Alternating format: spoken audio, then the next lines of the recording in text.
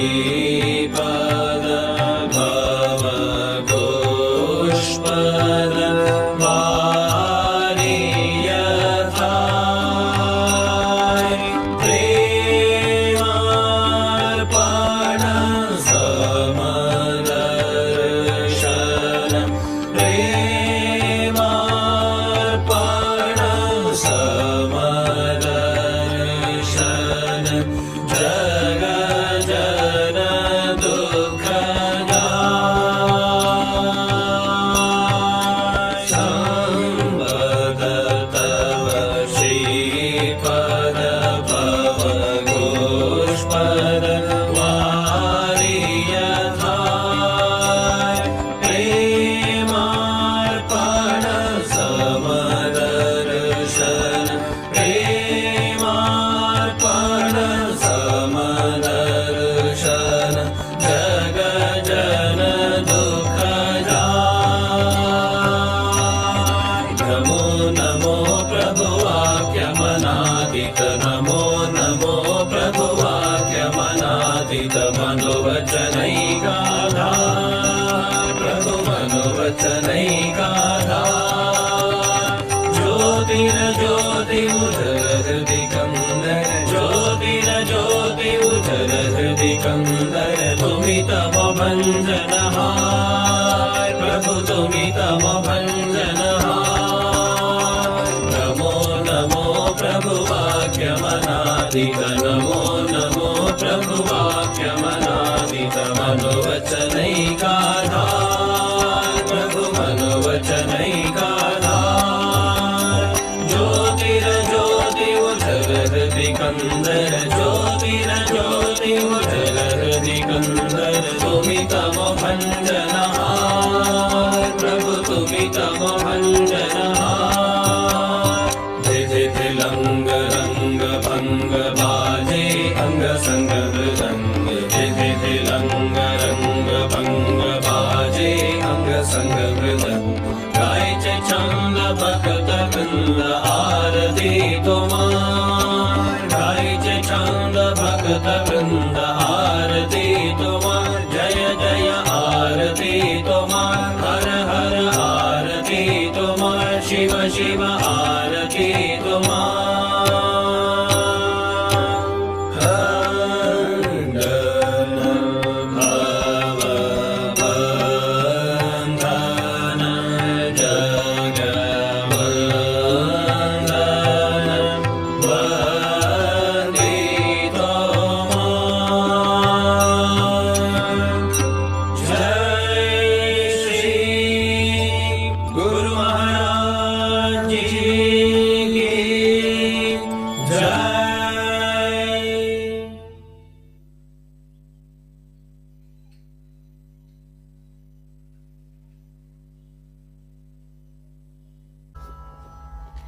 प्रणम्य शिरसा देवं गौरीपुत्रं विनायकं भक्तावासं स्मरे नित्यम् आयुः कामार्थसिद्धये प्रथमं वक्रतुण्डं च एकदन्तं द्वितीयकं तृतीयं कृष्णपिङ्गाक्षं गजवक्त्रं चतुर्थकम् लम्बोदरं पञ्चमं च षष्ठं विकटमेव च सप्तमं विघ्नराजं च धूम्रवर्णं तथाष्टमम् नवमं भालचन्द्रं च दशमं तु विनायकम् एकादशं गणपतिम् द्वादशं तु गजाननम्